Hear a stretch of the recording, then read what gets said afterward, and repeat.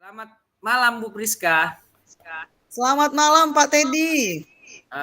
Gimana nih kabar Bu Priska sore malam Luar ini? biasa. Luar biasa Pak, saya dalam keadaan baik.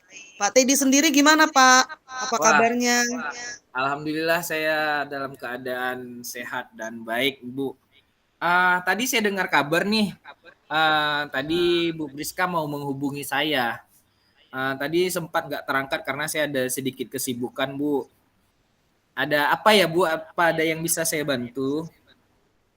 Iya Pak, saya pengen sharing nih dikit dengan Bapak. Saya ada keresahan sedikit. Saya bingung Pak mengenai program proyek profil Pancasila yang ada di sekolah saya Pak. Oh, begitu. Bu Priska, saya punya waktu sekitar 10 atau 15 menit untuk kita berdiskusi. Kira-kira menurut Bu Priska cukup nggak? Baik, saya rasa cukup Pak. Ah, jadi gimana nih permasalahan atau kebingungan Bu Priska terhadap proyek P5 ini? Saya boleh tahu.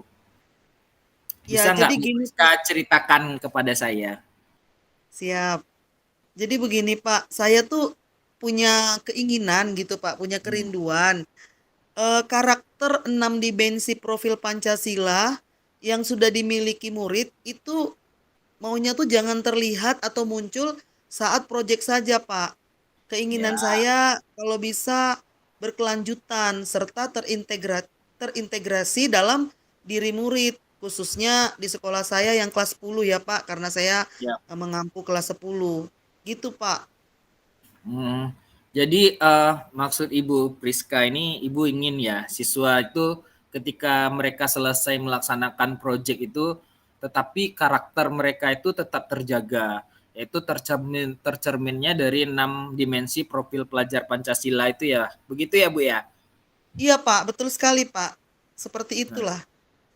lalu gimana menurut Bu Priska apa yang menjadi kendalanya?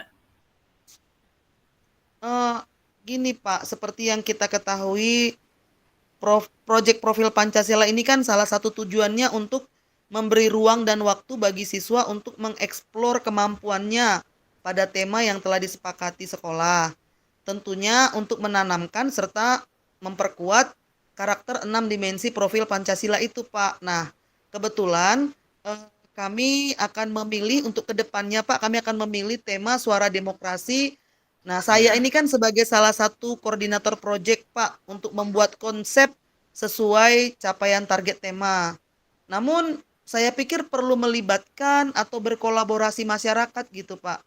Seperti instansi terkait, misalnya Hmm. KPU, Bawaslu, agar siswa benar-benar memahami mekanisme proses pemilu yang berkaitan dengan demokrasi gitu, Pak.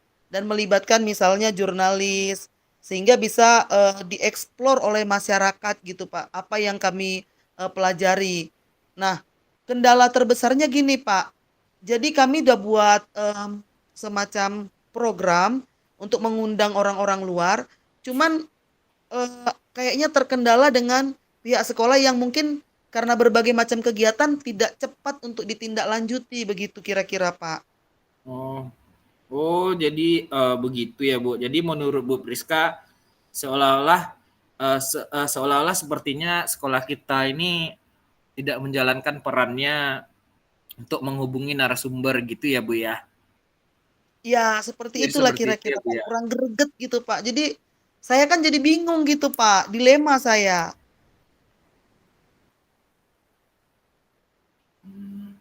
Ya, saya bisa memahami kondisi Bu Priska sekarang ini nih.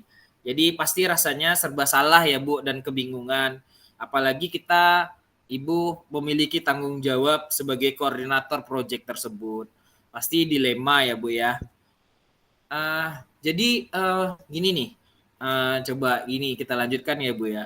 Jadi kira-kira nih apa sih rencana ke depannya agar capaian dari proyek itu berjalan sesuai dengan apa yang apa yang kita targetkan gitu ya Bu.